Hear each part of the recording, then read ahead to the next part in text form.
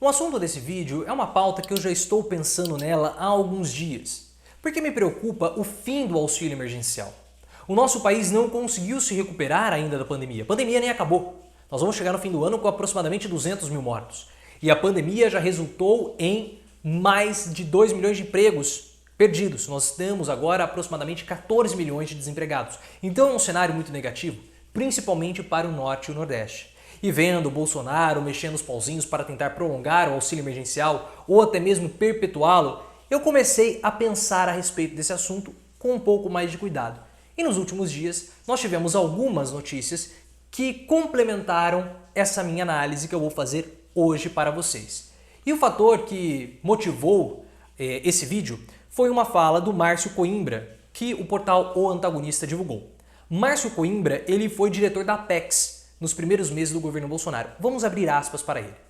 Ao contrário do que muitos pensam, a reeleição de Bolsonaro não são favas contadas. Existe a possibilidade, diante dos possíveis cenários do presidente inclusive não chegar ao segundo turno. Apocalíptico, né? Ao rejeitar os grupos que criaram o efeito manada a seu favor e acreditar no modelo petista de vitória, Bolsonaro pode estar sepultando suas possibilidades de reeleição. Vocês sabem, eu já venho falando para vocês há um certo tempo, eu acredito que Bolsonaro dificilmente fica fora do segundo turno. E em que eu me baseio? Nas pesquisas de intenção de voto para 2022, nas pesquisas de aprovação e também no histórico. Toda vez que nós tivemos um candidato a presidente disputando a reeleição, ele venceu. Então Bolsonaro no mínimo vai para o segundo turno, possivelmente na minha análise. Entretanto, o que o Márcio Coimbra falou é interessante e nós precisamos analisar. Porque ele colocou um ponto ali que é importante. O Bolsonaro mudou completamente a sua forma de governar. Eu falo para vocês que o bolsonarismo morreu. O bolsonarismo, enquanto forma de governo, acabou. Acabou. E há uma evolução nessa mudança de comportamento de Bolsonaro que o Márcio Coimbra fala, que ele deixou de lado aquelas pessoas que tiveram o efeito manada que colocaram ele na presidência da República. Quando o Bolsonaro entra em 2019 para presidente da República, ele entra com a mentalidade de ser reeleito em 2022. Óbvio, por quê? Bolsonaro, deputado federal do baixo clero, ficou 30 anos sendo um deputado federal do baixo clero e um deputado federal do baixo clero só pensa na sua próxima reeleição. É só fisiologismo. E Bolsonaro teve essa mentalidade durante 30 anos, não iria mudar. Continua sendo o mesmo deputado federal do baixo clero. Em 2019, ele acreditava que o que iria fazer ele ser reeleito em 22 era justamente a política do confronto. Era confrontar as instituições, chamar os holofotes para si, ser contra tudo e contra todos, o antissistema mesmo agora sendo o sistema. Por isso que ele lotou os ministérios de discípulos do Olavo de Carvalho, o Gengivão e várias outras pessoas para endossarem a política do confronto dele, Bolsonaro. Mas com o passar do tempo, essa política começou a dar errado, porque logo nos primeiros meses de governo Bolsonaro, ele já perdeu uma aprovação muito grande das pessoas. Muitos que votaram nele no primeiro turno pularam fora e também no segundo turno. E o que ele começou a perceber? Que o gabinete do ódio, as polêmicas com o Congresso, as polêmicas institucionais não estavam surtindo efeito. Tudo bem que ele manteve uma aprovação de 30%, um resultado considerável, mas com esse resultado dificilmente ele venceria no segundo turno. E também todo o problema da Polícia Federal, o gabinete do ódio, manifestações antidemocráticas, o Carluccio, o Eduardo, todos os problemas familiares fizeram com que o Bolsonaro mudasse a sua postura e adotasse uma forma mais tradicional de governo, podemos dizer assim. O bolsonarismo morreu e com ele veio o Centrão. O Centrão abaixou a bola do Bolsonaro, ele ficou um governante mais tradicional. Claro que também decepcionou uma outra parcela do seu eleitorado. E ele começou a perder pessoas. Porém, veio a pandemia. E com a pandemia, o auxílio emergencial. E o auxílio emergencial mostrou para Bolsonaro que ele tem uma outra forma de ser reeleito presidente da República. Se ele apostava no confronto e também no desempenho econômico do Paulo Guedes, ele viu que isso não daria certo, porque o Paulo Guedes não conseguiu prosperar economicamente no nosso país. Nós tivemos um crescimento em 2019 pífio, pior do que foi em 2018 e 2017. Temos que lembrar disso. Mas a pandemia mostrou que era possível, com o auxílio emergencial, chegar ao segundo turno. E até mesmo vencer, porque com o auxílio emergencial ele começou a dominar uma camada do eleitorado que antes não era sensível a ele, que era o Norte, e também o Nordeste. Mais o Nordeste do que o Norte, porque o Norte, uma boa parte dele, votou em Bolsonaro em 2018 no segundo turno. Só que tem um problema aí, um grande problema. A aprovação de Bolsonaro aumentou. E o Nordeste agora é Bolsonaro. O Sul e o Sudeste agora são anti-Bolsonaro. Você percebe pelas pesquisas do Poder 360 de 2022 e também pelas pesquisas de aprovação do governo Bolsonaro. O Sudeste não vota em Bolsonaro no segundo turno. Bolsonaro perde para Sérgio Moro e também para Lula, com a mesma porcentagem de votos no Sudeste. Então não é um voto pró-Lula, não é um voto pró-Moro, é um voto anti-Bolsonaro. É um voto anti-Bolsonaro. O que sustenta Bolsonaro hoje é justamente o apoio que ele recebe da população mais pobre. Só que a população mais pobre apoia Bolsonaro não porque uma parcela, claro, se identifica, mas a população mais pobre apoia Bolsonaro muito por conta do auxílio emergencial. Nós precisamos levar isso em consideração. Precisamos muito colocar isso na mesa. Só que tem um problema. O auxílio emergencial acaba agora no mês de dezembro. Bolsonaro, ele está mexendo os pauzinhos para conseguir estender esse auxílio emergencial ou perpetuar.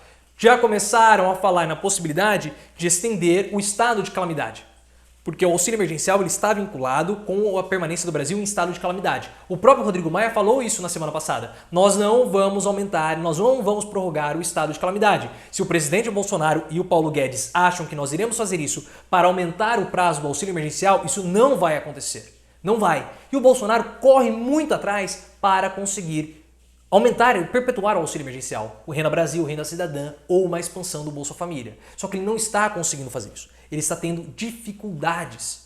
Eu acredito que ele vai conseguir, mas ele está tendo dificuldades. Pensam em um novo imposto, CPMF, não consegue, os projetos não decolam. Muito porque também Paulo Guedes é um incompetente, mas ele não consegue decolar. E o que está acontecendo? Dezembro está chegando.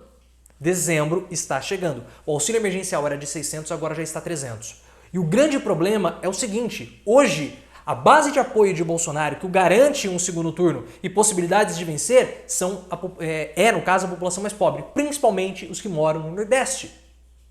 E o Nordeste, segundo reportagem da Folha de São Paulo essa semana, teve uma recuperação econômica, ou uma retomada econômica, podemos dizer assim, graças ao auxílio emergencial. O auxílio emergencial deu fôlego ao Nordeste, porque começou a ativar as atividades comerciais. O comércio foi o setor que mais se desenvolveu ou que mais se beneficiou com o auxílio emergencial dado por Bolsonaro durante essa pandemia. Em dezembro, quando o auxílio acabar, especialistas já estão prevendo o impacto social no Nordeste. O que vai acontecer? As pessoas estão desempregadas. Do dia para a noite, as pessoas que tinham dinheiro não vão mais ter. E você vai ter uma crise social no Nordeste, algo muito sério. Se o Nordeste entrar em crise social e lá que está o grande apoio do Bolsonaro, essas pessoas podem retirar o apoio de Bolsonaro e levar o apoio para um porto seguro, que no caso, Lula ou a esquerda. Por que as pessoas mais pobres votam em Lula ou votam em Bolsonaro? Elas votam em Lula porque eles têm um sentimento de gratidão e sabem que o Lula já fez algo por elas. E pode fazer novamente, porque o Lula ele é alguém que traz a esquerda, no caso, um auxílio ao mais pobre. Já Bolsonaro é alguém que tem uma ordem, é alguém que tem uma palavra de comando, uma palavra disciplinar. E essas pessoas sentem uma carência disso, porque elas moram em áreas perigosas, em zonas de alta periculosidade. Então, se o Bolsonaro ele vai, mesmo que ele não me ajude diretamente, como o Lula fez, com uma palavra de comando, colocando os bandidos na cadeia, ele já ajuda ao meu ambiente familiar, ao meu ambiente local, municipal, residencial ficar mais seguro. Então eu voto nele, porque de fato o Brasil precisa ter esse comando, precisa ter esse controle. Por isso que Sérgio Moro, um candidato de classe média, não consegue ter essa aderência com essa camada da população, fica mais difícil, porque é um discurso mais deslocado. Aquele papo de corrupção, prender corruptos, isso cola com a classe média, não cola na periferia. Não cola na periferia. Então, se o Bolsonaro retirar o auxílio emergencial e não conseguir colocar nada no lugar, ele corre sim o risco de não ir para o segundo turno. Isso nós falamos aqui já também no canal, baseado no que Maquiavel falou no Príncipe. Um governante não pode retirar um benefício que já foi internalizado pela população. Se ele fazer isso, é uma sentença de morte. E o Bolsonaro, ele corre esse risco. Mas nós sabemos que ele vai dar um jeito de mexer os pauzinhos e colocar um auxílio emergencial perpétuo, com o Bolsa Família, Renda Cidadã, Renda Brasil, de algum modo. Ele vai fazer isso. Se ele não fizer, aí sim há uma chance imensa dele não ir para o segundo turno. Porque ele já não tem mais o apoio das camadas que o elegeram. A elite não está mais com o Bolsonaro. As pesquisas mostram isso. Quem sustenta ele é o antigo eleitorado de Lula. É o antigo eleitorado lulista. E aí que está a grande situação e o que o Márcio Coimbra falou. Não é uma classe eleitoral que pensa no Olavo de Carvalho, na guerra ideológica, na disputa, no comunismo, naquelas bobagens que o Bolsonaro fala. Não, eles não ligam para isso. Não ligam para STF, Cássio Marques, eles não ligam para isso, não importa. O que eles querem é simplesmente alguém que os ajude ou alguém que os dê segurança. Esse é o cenário. Não deveria ser assim, com toda certeza deveria ser outro jeito. Deveria ser uma outra situação, mas é isso que nós temos. E para fazer análise eleitoral nós precisamos trabalhar com o que nós temos disponíveis, com a realidade. E é isso que nós temos. Então, apesar de eu discordar do Márcio Coimbra, por tudo que eu já falei, pesquisas, histórico, a análise dele não é uma análise tão fora da realidade assim. Não é. E outro ponto, há uma preocupação com o que vai acontecer com o Nordeste e com o Norte, mas principalmente com o Nordeste, sem o auxílio emergencial. Esse é um ponto que nós precisamos ficar muito atentos a isso. Muito atentos mesmo. Deixa aqui os seus comentários, deixa o seu like, eu preciso saber a sua percepção. Esse é um assunto que eu jogo para vocês jogam de volta para mim. Vamos continuar refletindo sobre isso aqui e também lá no Twitter. Meu Twitter é @profileoficial. Se inscreva, dê like, curta o vídeo. Obviamente, dê like, curta o vídeo. E também Twitter @profileoficial.